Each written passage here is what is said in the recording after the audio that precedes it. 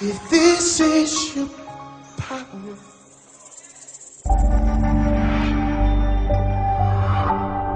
no yo no to le Cristo Yesu me to bena nyo kata la peto ya peto plenia de la Cristo Yesu ben kola me aye me choi pe lo no blibo yo chon lo mi o kurenya talati cho gantia me cho gbugbo na mia do me to de sia de me dia pe na mau me dia pe na mau de nia do me to de sia de pa beta ba ma do ta fla chene ti o di fi ba gba do me no lo kata alabe e ya de ke wo vie ni ga do kwa le ke po e gere we nya me o ke me ga 5 onye po wo yi ke wo ne be egbe yen consider mi agbo we consider ko to le jinu ameneli amele pa pev ple bla verme egbe yen consider jinu ne li apon ke bla ver voir dia mo no popo ya ga so si ne be mama enya to he ade ple hamia ya ta dijom e me dia pe na mawo me dia pe na mawo de mi o ha mi ape agbeta egba mi eti ni awodo vire lendi akure ngolo ko kyanti alule ngolo ko kyame ya ta no vilo to egbe na yebe mi ele kure kikame ya ikame devon ha nyatepe eye mi ekpebe dans l'élève di kene va la ni o le yo be coronavirus a e gana be nu sia nu toto fotoreji eye gede wenya ma gbogbo yo ke le babia se wo be aw de mauli have you know le jojoma e amaro ntogo ha wo ye ji hele gbogbo be mawu ntogo ha meliu aye nanya Kristo to wa gede wenya babio se wo ke ni wona le yi sese ya wo ple fu pepe wo me ke ni le gede wenya babio se wo ke ni wona oh mawu de le nya pakpa ji hafia de nyo ha ni nya vino hafia aleke kula leke ye babio wo ke ni wona eye mi pe be le musese wo tala gede wo ha nya ma yo ke le agbe anom be ne wa tinga kadu me na yo vide wo le no agbe ale ke duro wi gede wo nya ma yo ke to fififi pe mo wo gbe ne nya be ni le nkure nti ya nya ko bo le gbanu le fifi to te posi ate po kata ala be no le sese ta me be to le di aleke to bi wa te wa pa bolo aduko eni mo kata zon le aye de wo ha wo to do pu de nouveau ko ma nyo ha me comment on continue ha o le we place su me no atempo abolo adu wana mi a Kristo to de aleke wa no na mi a wo ne ma ha nya we wa awo nya o nya me ka o de vokura ta o le ne nya wo ya be nya pe nu wona wo kata mi do la ko bo nwi ala be nya pe nu wona wo le ri von ya me ha nya pe nu wona ne wa de a pe to la mu eyata le ndikane ya le consider pe ndikane me di ma de akpe be me kale ke mi le veve se mo me kale ke nu le teni do me kale ke adole wu mi o me kale ke ni le fupe mo voga ke me di ma gbo be mauli eye maule o ha pa oji maule nya ha pa neji maule nyo kata pa paji eyata nu de kai ko me di ma gbo no nya be me kale ke ya je vo me kale ke no le sese o ha la me di be na nya ya nyure be na nyame wonu tepe na nyame jojo la peto la penkume ai akplo mi agede bibla mele ndika le yo be pe agbale me yo be pe agbale tagba ya wodo to pupi ama tongba to unti yo be pe agbale tagba pupi ama tongba to amado wa lo so foro to go ha o gblo na be yo be pe agbale ya yo wa te gblo ma unya le mo e gedo ha ne jo be ni to bibla to keke wa ni le kurenti ani akpo ba yo be pa gbale ye tepe ke nya gbale ke kona wa la bo me te hele mi o de vovo ta le yo be fu ale yo bo wonu rota e na bo me te hele no vonya ne de kaja joajinam ala ba nu sosmo gedele me ya ta ma die mato mo no popo ya le ndika nya mo popo swasinya mama nya vi sohe tohe ade ko le mi ti wi atondo me mama pleni me mi akpo le ke mau aveni alura ta mi ma didiga ma o madine mi a halen wa le yobo pa gbale eta egban pupi amaton gbado awo e ko be won to ade no uzi ni gbaji si nkwenye yobo won to si anye am madifon am jojui ple mawu von la ayi o chiri nu von di o din tu vi adre ple non vi et o din tu vi adre ple non vi etonné e pe la o le ale akpe adre boso akpe eton ni veve teƒe alafa atɔ̃ kple tedzinɔ alafa atɔ̃ kple kpakple dɔla geɖewo fũu eye ŋutsu sia ɖo kpo ɖe ɣedzeƒe viwo katã dzi eye via ŋutsuwo tu aglo ɖe woƒe aƒewo me.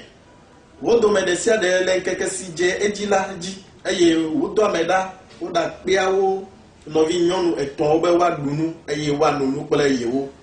eye ne aglotuviawo trɔ va kpe la Hiob doa ame ɖe woaɖe akɔ wo ŋu efɔna ŋdi kanya eye wòsa numevɔ ɖe wo katã ƒe xexlẽme nu elabena Hiob gblɔ be mesie la vinyewo wɔ nu vɔ̃ eye wofe Mawu ɖe aga le woƒe ediwo me hĩ alia Hiob wɔna sia yi. Ke eye wònya be mɔnukpɔkpɔ geɖe mele asinye o ta la Hiob ƒe agbalẽ tagba kpukpui amatɔ gbãtɔwo ne mi le mie nɔƒe hã miate ŋu ahlẽ medie ma wɔe ŋuti dɔ le gbegbe labe ame na ɖe yevugbea gɔme mele gbɔnye o ta eta medie ma yi le gbegbe me zi ɖeka ɖo. Ta ne medie be miatɔ ne Hiob ƒe agbalẽa nye ŋutsu yi ke nye ame dzɔdzɔe alo ame dzɔdzɔe. Ame dzɔdzɔe. Ya ta megblɔ le nya do ŋkɔkpɔkplɔ yi ɖe me abe meka leke ke ɣeyiɣia dze vɔ̃ hã meka leke ɣeyiɣia sesẽ hã la ele nɔ be nanya ame dzɔdzɔe le Mawu ƒe ŋkume. Ke ŋutsu ya ƒe ŋuti nya se ne mi lia Hiob ƒe agbalẽ ta be kpokpui gbã le gbɔgblɔm be enye ame aɖe yi ke nye ame dzɔdzɔe, enye ame yi ke nye ame yi ke vɔ̃a Mawu, enye ame yi ke metena ɖe nu vɔ̃ ŋuti o, enye ame yi ke suna bɔ Mawu, enye ame yi ke lɔ̃na Mawu ƒe nya eye wòtea eɖokui ɖe aga tso nu vɔ̃ɖi gbɔ kpokpui gbã. Hiob enye ame yi ke nye ame dzɔdzɔe, ame maɖifɔ eyi ke melɔ̃a nu vɔ̃ɖi o eye amewo katã wokpɔ nudzedze le eƒe ame dɔmenyonyo ŋuti. Enye ame yi ke nyɔ vɔ̃na Mawu, elɔ̃na Mawu, eye wòsuna bɔ Mawu hã eye wòɖea eɖokui ɖa tso le enu vɔ̃ɖi gbɔ. Nɔvi lɔlɔ̃tɔwo, egbe nenye be miekpɔ xixia ale nuwo le sesẽ ale nuwo le yie dzia geɖewoe nye ame yiwo ke srɔ̃a wo nɔvi yiwo ke ƒo xlã ɖo ya ƒe nuwɔnawo. Nenye be nɔvi nya aɖe li ye le kpɔ ɖe me nye la nye me le ya ɖuma ye nɔvi nye le kpɔ ɖe me ye wòde asi nu vlo aɖe wɔwɔ me be ne me ne wòanyo nɛ ne ate kpɔ nua ɖua eye me ke nye hã me le hiã ma ɖewo ma hi nye hã ma srɔ̃ eƒe nuwɔna be ma va yi wɔe ne nye hã ma kpa bolo ma ɖu.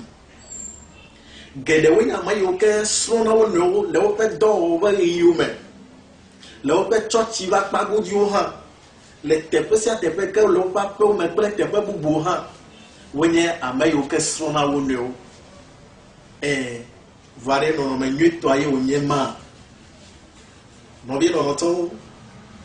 medi be magblɔ nɔ le ɖeka nya be kristotɔ ŋutɔŋutɔ, kristotɔ akonka, kristotɔ yi ke vɔ̃a Mawu, kristotɔ yi ke le abe Hiob ene, yi ke tena eɖokui ɖa tso nu vɔ̃ɖi gbɔ, kristotɔ yi ke subɔna Mawu vɔ̃nɛa, kristotɔ ma enye ame aɖe yi ke ɖo la na eƒe ɣletrivi ɖo la klẽna. Alabe Bibla na mi nye be Kristo Yesu gblɔ ne eƒe dukɔ bena miawoe nye xixeme ƒe kekeli. Eye teƒe sia teƒe yi ke mie kristotɔ mi le la le be miana miaƒe kekelia ne wòaklẽ ɖe go. Aleke miana miaƒe kekelia aklẽ ɖo le dukɔwo dome o. Eya ya aɖi afiɔ mi be abe nye kristotɔ ene meka nu yi ke ne le dzɔ meka leke ɣeyiɣia dze vɔ sesẽ na mo hã la ame yiwo ne le gbɔnye nu yiwo le ne medze Mawu ŋɔ hã nye ya la mawɔ nu yi ke ne nye nuteƒe na Mawu eye awɔe be kekeli nye ate ŋu aklẽ le ame bubuwo gbɔ. Nye mawɔe abe ame bubuwo ene o eye nye masrɔ̃ ƒe nuwɔna hã wɔ o. Ya ta nenye be miekpɔ Hioba Bibla be le kpokpui gbã ebe nye ame yi ke vɔ̃a Mawu, enye ame dzɔdzɔe, enye ame yi ke suna bɔ Mawu, enye ame yi ke lɔ̃na Mawu, te ɖe Mawu ŋuti, enye ame ɖe yi ke ɖe eɖokui ɖe aga tso nu vɔ̃ɖi ŋuti. Nɔvi lɔlɔ̃tɔ medie ma gblɔ le ɖeka ne abe nenye be nenye Mawu subɔla le trɔ dzime nyateƒe ya gbã Mawu ɖo la wɔ dɔ aɖe le me o, ememe ƒe dɔ le ɖo la nye ame yi ke nye ame adotui, eɖo la nye ame yi ke nye ame ŋutɔtɔ le eme, ame nyui le eme ke. mekaleke yi de o ma hi le nyra le nti lango me mekaleke o nono me le o ha enya mekeke o nyi bafa o nyi kpono ha la vo ka ke le meme ya amanyi be nono ma de la nomba o e ya ye le Job si Job enya me bi balaba il est bon et intègre nya me totu e wo no vo mawu je mawu troe pagbe e troe pe nono me le meme ke ayi abale ke wene Job enia nyepilo ha bi mawu awe na nyo anenema na nyaba mawu le gbogblo na mi ba Job enia amajoju Job enia amajoju mawu vola me gomele nyabe mawu no vondi po me gomele le Job mawu no vondi po a Job atenwa wo no vondi won kakela yepa ji trop de mawu bo e toi pe ji na mawu e lo na mawu e o nyame ke nyame tojele e meme ke lo da mawu bo ta mo bi no mo to le ndika ni ya abe Job pe ntinya ni ya ai me ke Job nyama wo ye mawu to nyama gboro ne be nyame ike nyama do do ya nye ha o nye pelo ha yo ni yo bi Kristo to a ele na nyo ha ba bi do lan lo na mawa to nya do ki wa na ma blebu ade nya do ki da to nu vo di bo le yi ya me ve vie to mi ke gboro me le nye be mi ma pa ma bu pe nu na a ri copy le nyo ha nya we ne nya te ma pa bu lo adu a lo no ajeji na mi o a o le yi vo ya mo Job ne nya be mi hele pe tinya ne nya alo ne ma utro wo wa metia le meme ke a me kanu ke na do ha la nyame ke na nya nu te pe o la do da ma boy ma tropo a gbede o no vi no to mau a trowo no me ta nu de ka be di mama bi o ndi anya be de Kristo to ene nye hoho nye jesi nya no voga ke a no considera ton we nye sini me ga ten le godomo de don le fond di atare de ye mau o to tro de le mau ke a ele nye Kristo to va nya te pe le yi voya ma wa te ma de jesi wa ye le nya be to chi pe apago ji o ha de le srona ma bubu be ya wo no abala mo le wo me ne a alo ye se be do ma he Boniface o na le ta ye ha ya we a awo me ka no na o ne ma aba Kristo to nya te pe to ne ni a e hia ba be Kristo Yesu ne no asi o vava ale ba na wo nu o ka wo nu na o ka ta wo nu na o ka ta ne wa nu ma wo nu ne ma wo ha ne wa tu afia no aglo no abale ke o bro ne hio be ne ma et ma si doué ma gueule popui avec ton mais les popui avec ton n'a pas mis l'encouragetia ou le de amé to bien yoba fiofiomi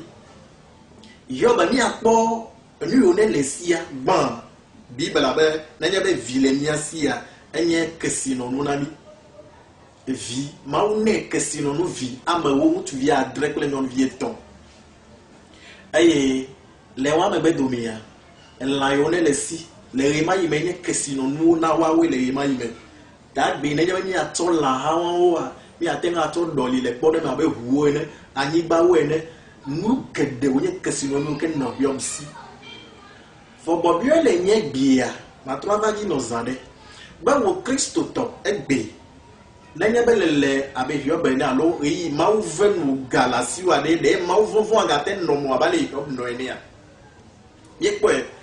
gede wo ya me o ke ti church pa o me wan chichi dogle sa ple ke ligbe anu dudu fa vi na ma o be ma o di donam la ma o me de kuku pe dem ti la vosi me ka po do consider go ngba na church o ne bia wa globe a o mi do rendez-vous ya le te pe ale ke mi do ya le te pe ale ke o gbe na church o ngba va na o e la be ma o e jago e o ti don na we ta no bi no to abe Job ne kesino to la bo global du ko kata do mele te ma enya me ikenti bubule e yo vona ya na rebe kesino nye plan ke vona ma ulata ke wo ya ndi ya mele gromo be na nye bele Kristo to do ma hi ma wi na o ya lo me di de lasi ha wonu wona ne de ma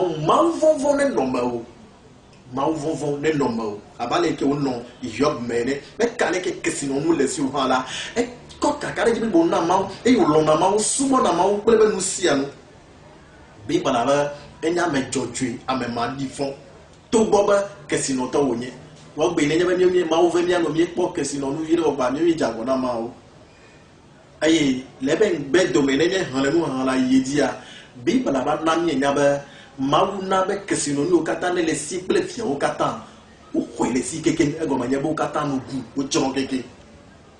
voga kele mo me ha la yob metati ma vonvon o metati ma subo o metati ye pe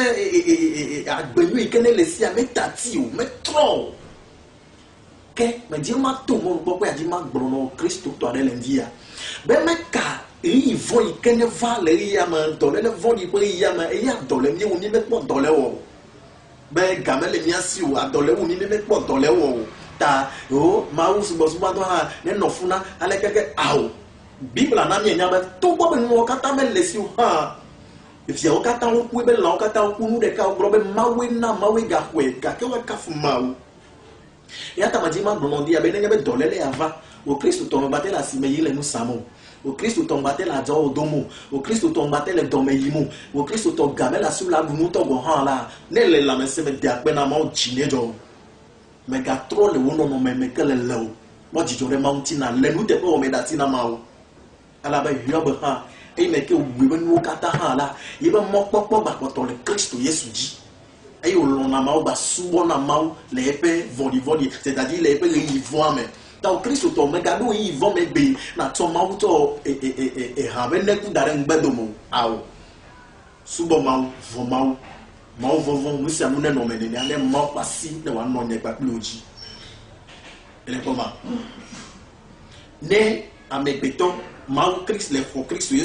Yesu wo do adele mbewa meka ri o ke na vale gota ha metrona emme to pe nwe metrone o ya ta ma di ma blono ma re ndi kan ya be ri vo me ke to me ni la be to le voni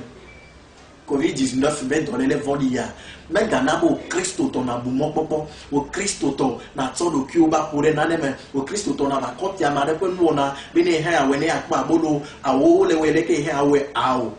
ma o vo ne no mo Kristo to ma o vo ne no mo ma o vo ne no mo eye na nya ba mi ga gede me mi ye ji ya mi ale kure popui enne pe la tonti ne mi apota ne kure mi apa yata popui amene pe la maton popui enne pe la maton me le popu matron men di tukude ne mi le kure popui amene antia ele brobe vie tu via o trois golo o danu kwa jijo yo o wa ba san du me o le ni e popui amene ame gele kwa egbe ni Kristo to wa nenya be hame ade mau venu ye oponu via de be ya do azan glo o hame wa azan ko ya iduna hame wa azan ko ya iduna azabe nya pe o na we so he o azabe nya wona o alonyo lu azabe nya wona de di lo to ko ba do azan ele te pe mi do ba wonu egbe ale be na mouse boss mo do ba zu agba temiri ni o ba ta ka fola mi de Kristo to von ti la me ni le la ni ba ya di ayi enti la ha be nu na be di se to ha oli amadewa o to ajime voga ke o ba de na megbe de nu kata de o ma hin eke elu na we alo eke o po na bu ya le kele ki ya meta eyi va ye be ka tele nu ajijo be nu pom le Kristo ha me amo alo yo du na za le ke to bi voga ke yo va o wa za ha me li o du na le Kristo ha mo ta ma ro ga de na megbe ya ta ne po ha me do gbe ya o do e hosewu o do bobobo o do nu kata e do ajijo na wa o to ta ma ti ma gboro no be yo be ha pe le via wa o ji via o de ma o vonvon me yo be ni via o de ma o vonvon me o ga ke Bible na ni nya be via o na nu ka o pu apu e yo du azan o du na nu e yo no na nu le won no o do me ta no bi me ti ma gboro no be e ya ma de nyo ha de mo ma wa avenya pe lo no dole le von di ya ba yi o me ti ma na na ya be ne be dole le von di ya ba ya mi o mi a twa san du ala be o gboro be la zan do pe o ya ye ni ete pu apu ye ni po ajijo o ga ke Kristo to pe jijo popo nye pe nse ta me ti ma gboro no be dole le von di la to ha ta ato nya ha ta ni ato nya ka ta ta ye ne je be ni ma pe ya ni a po jijo advoisin ato mi ti ko ko ile me anama o eye popo ya ma ton ele na mi enya be iyo bo na nuka nenya be de dia o do azan o du nunu bo ba bola esana vo de uta de na kukuro be do ma hi wo vo dada de o de mounti ta esana vo de uta no ke me di be mangro le yi vont ya me ke miele no le sesen ya te pe do ma hi o ji la le fo e be me tenna ndu ga bi o ha fi dogo ayi me ya be de ya do le uma ela o sia la di la dui nenya ba me bubu benu anga to ba isa ha la na toge ama isabe ya temple gali po no ne ya tenga ne akpagbe achi ke le na odi la ha be na nya be le gbova do ahome a yikoloji avosa ike ko la ogbe pe nya ba to gbe na wo ma o de kuku na wo ma o de vi o ba gbeta be na nya bo wo vo ade aye ke me le te ko ha ma o ne to kewe esia aye segban le ameka te da le enu gbo na we o wo nto bele vi wa segban le ameka te da le enu gbo na we ta ne ba ni le ku de popui ama to antia meka le ke nu sese o ha la mi akwa le si to bi Job America Bible Job ni ma vo na lu te po wala mi akwa le si to bi ayo yo tiri nu vo da ale si to bi ke ma no be nu vo ne kai me kale ke no no me ale o Bible ba ne di dia o wazan bo va bola esa na vo de wo be nu vo ni o ke wa ta be do ma yi wo mu vo de o ti te de ma o ti wo na de ke ti te de ma o ti esa na vo de wo ta after ba Job left nu vo le ba gbe me mais il y a de nouveau des télé yimtiu ta bon vi me dire ma brono le ndi kan ya ba me kale ke wolo me kale ke wolo ma gana ba yi vo ya ne wa mami na to mawo bo bi balaba no si ano ko le nu yi ke ko dzego ma kwa do na nu ha ai me ke covid-19 dzego me ya choko nu ha ni tamega po yi so yi ke covid-19 la wo e pe anyara na chote na le mawo le ri ya mabum na tro le de mounti le ya mabum ma vonvon na no mawo le ya mabum na nya ma jojo ya mo ko nkume le ya mabum na nya ma ka le de mounti pli le wonu na o kata me no vi ni pe o si anya von mawo le ya ne mawo pasi na wa no mi aji kore ya ta Medie ma lenya akoku medie ma glono be nenya be lenye Kristo toya choko ma utrona nya be no ma no Kristo trona nya be no me amenyenye iken le mia me toa ektrone ta ele na ni be ni do la kafu ma ule wa yata bo yo be Kristo to amenyenye ne le mia ma utroe aye me kanu ike na va ha me kagotago ma be fu pepe ona va ha ma ta tro menye ba menyo ike e ma utro le menye ma tinga tro da ta we bo ba wo to tro ike mo Kristo tro na wa no ne ma le Kristo Yesu ben come e na nye nu te pola na mo ke va ser enu ta to winwa aje ma gboro no ko be mau pe yayira edene de guna niya megbeton